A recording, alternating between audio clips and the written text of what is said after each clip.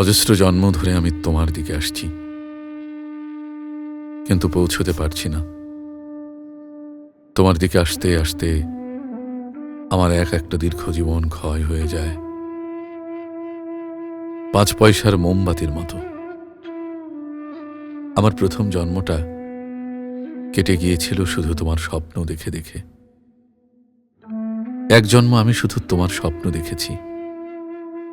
আমার দুঃখ, তোমার স্বপ্ন দেখার জন্যে আমি মাত্র একটি জন্ম পেয়েছিলাম।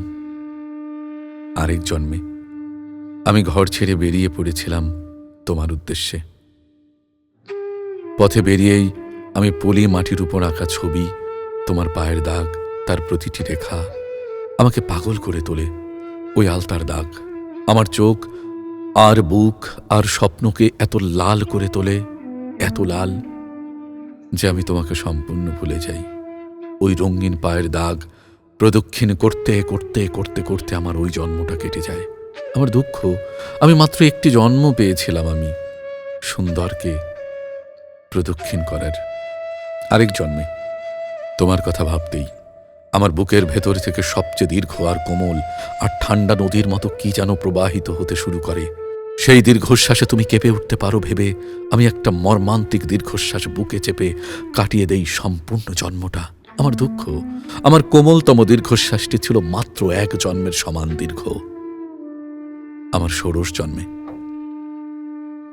ষোড়শ জন্মে একটি গোলাপ আমার পথ রোধ করে।